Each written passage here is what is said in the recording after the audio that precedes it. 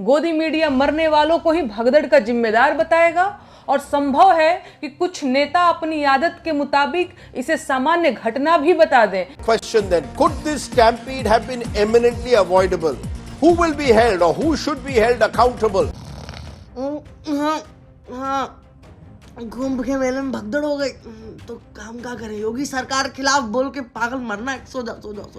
गोदी मीडिया और केंद्र सरकार को महाकुंभ और नई दिल्ली में हुए भगदड़ के लिए कोसने वाला पत्रकारों और लो आईक्यू सोशल मीडिया इन्फ्लुएंसर्स का इकोसिस्टम अचानक से कर्नाटक के चिन्नास्वामी स्टेडियम में मचे भगदड़ और वहां आरसीबी फैंस की हुई मौत का ठीकरा कांग्रेस सरकार को छोड़ बाकी सब पर फोड़ चुका है।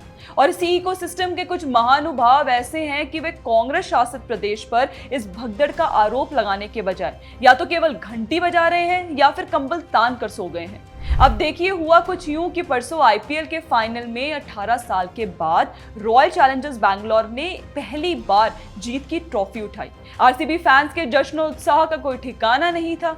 ऐसे में कल बेंगलुरु के चिन्नास्वामी स्टेडियम में आरसीबी के इन्हीं फैंस की भीड़ लाखों की तादाद में आरसीबी की टीम को देखने पहुंची, जिस दौरान अचानक जश्न का माहौल एक डरावना दृश्य बन गया। स्टेडियम के बाहर मचे भगदड़ में 11 लोगों की मौत और 47 लोगों के घायल होने की खबरें सामने आ चुकी हैं। और ऐसे में इकोसिस्टम के जिन लोगों ने कुंभ, हाथरस और नई दिल्ली में मचे भगदड़ में शवों पर नाचकर अपना बेशर्मी वाला प्रोपेगेंडा चलाया था, वे अचानक बेंगलुरु में हुए इन मासूम आरसीबी फैंस के शवों पर बड़ा तोड़ मरोड़ के और वेल कैलकुलेटेड ओपिनियन रख रहे हैं। कथित पत्रकार राजदीप सरदेसाई से शुरुआत करते हैं। आप देखिए कैसे एक रेल हादसे के दौरान उन्होंने तुरंत उस घटना को लेकर रेल मंत्रालय और रेल मंत्री अश्विनी वैष्णव पर सवाल खड़े कर दिए थे। इसके बाद कुंभ में मची भगदड़ के दौरान भी राज्य की सिक्योरिटी और अरेंजमेंट्स पर सवाल उठाए। फिर नई दिल्ली में हुए स्टैम्पीड को एक क्राइम बताते हुए उसे कवर अप ना करने और अकाउंटेबिलिटी की बात की। और आज जब बेंगलुरु में राज्य प्रशासन की लापरवाही से आरसीबी के फैंस की मौत हुई तो राजदीप इस पर कांग्रेस सरकार को प्रश्न करने के बजाय बीसीसीआई पर सवाल खड़े करते दिखे। The BCCI, is it in any way accountable or is all the blame to be shifted to the state government, Karnataka state government or RCB, the franchise that organized the celebrations? और यहां तक कि इस भगदड़ को लेकर राजदीप ने Karnataka CM Siddaramaiah पर सवाल खड़े करने या उनके रिजाइन करने जैसी बातों को एकदम नकार दिया। Without politicizing it, there has to be accountability. It's not about asking for a chief minister to resign. It's about fixing some kind of responsibility and accountability. Where is the accountability and sensitivity now, Mr. Rajdeep? खैर दोस्तों, हमारे पत्तलकार की तरह जुबैर मियां के भी double standards यहाँ दिख गए। बेंगलुरु वोटिंग कॉन्स्टिट्यूएंसी वाले मोहम्मद जुबैर अपने ही राज्य के लोगों की मौत पर प्रोपेगेंडा खेलना नहीं भूले। चिन्नास्वामी में हुए भगदड़ को लेकर जुबैर ट्वीट करते हैं कि this should not happen in any state. The ruling party should be held accountable for this unfortunate incident. भाईजान, आपको क्लियर स्पष्ट शब्दों में कांग्रेस शासित प्रदेश को उनके जवाबदेही के लिए टोकने में क्या दिक्कत है? जब नई दिल्ली में भगदड़ मची थी तब आपने बड़े क्लियर शब्दों में ये लिखा था कि कैसे वहां इंफ्रास्ट्रक्चर की कमी है, पब्लिक सर्विसेज की खराब डिलीवरी है और क्या ये कीमत लगाती है एनडीए एक ह्यूमन लाइफ की। तो आज क्यों नहीं जुबैर ने राज्य की मशीनरी या सिद्धारमैया की अकाउंटेबिलिटी पर सवाल खड़े किए? कुछ ऐसे ही कांग्रेस आईटी सेल के सो कॉल्ड जेम्स जैसे अंकित मयंक भी केंद्र सरकार पर कई बार भगदड़ को लेकर प्रश्न करने वाले आज कांग्रेस शासित प्रदेश में हुई भगदड़ पर आज पर्दा डालते दिखे हैं। इसके अलावा मोदी विरोधी कार्टूनिस्ट सतीश आचार्य की भी हिपोक्रेसी देखिए। कुंभ भगदड़ में उत्तर प्रदेश सीएम योगी आदित्यनाथ पर सवाल उठाने वाले या चिन्नास्वामी स्टेडियम में हुई भगदड़ को कुछ ऐसे केवल आरसीबी फैंस पर शोक जताते दिखे। ना कोई अकाउंटेबिलिटी और ना कोई सवाल। दोस्तों याद कीजिए कैसे जब साउथ एक्टर अल्लू अर्जुन की पुष्पा 2 स्क्रीनिंग के दौरान तेलंगाना के सिनेमा घर में भगदड़ मच गई थी।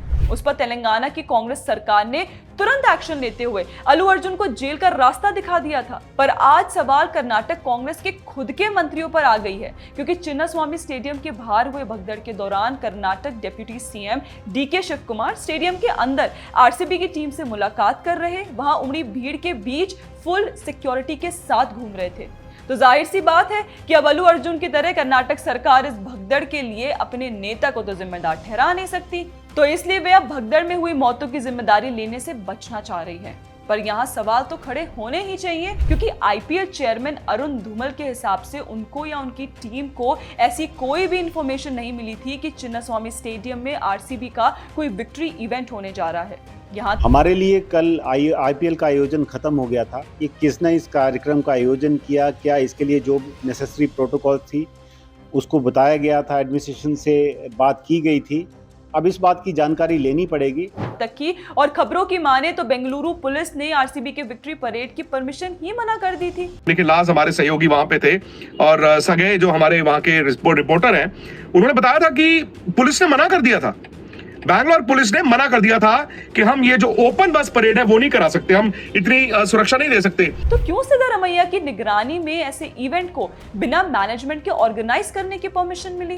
क्या राज्य सरकार की कोई रिस्पॉन्सिबिलिटी नहीं बनती? अगर स्टेडियम इतने लोगों को ऑक्यूपाई नहीं कर सकता तो ऐसी कौन सी हड़बड़ी थी कि आपने आईपीएल फाइनल होने के अगले दिन ही बेंगलुरु में विक्ट्री परेड करवानी थी? जब भारत ने T20 वर्ल्ड कप जीता था तब भी भारतीय क्रिकेट टीम की विक्ट्री परेड हुई थी, वो भी मुंबई में लाखों की भीड़ में लोग देखने को मिले थे। और बल्कि वो विक्ट्री इवेंट तो कोई स्टेडियम में भी नहीं हुआ था, पर तब भी वहां कोई भगदड़ नहीं मची। महाराष्ट्र सरकार ने वे इवेंट जीत के कुछ दिनों के बाद ऑर्गेनाइज किया ताकि इतने फैंस की सुरक्षा को मद्देनजर रखते हुए इवेंट को प्रॉपर्ली एग्जीक्यूट करने का टाइम मिल सके। पर कांग्रेस सरकार ने हमेशा से केवल केंद्र सरकार पर जवाबदेही जैसे सवाल खड़े करने सीखे हैं और खुद कभी भी इसे अपने पर लागू नहीं किया। कुछ ऐसा ही आज ये टूलकिट इकोसिस्टम कर रहा है, इतनी बड़ी भगदड़ जैसी परिस्थिति पर चुप्पी साध के या उसकी अकाउंटेबिलिटी को कांग्रेस सरकार की जगह किसी और पर डाइवर्ट करके। दोस्तों, आपका इस पर क्या कहना है हमें कमेंट करके जरूर बताएं। बाकी आप हमारे चैनल को फॉलो करना ना भूलें। जय हिंद।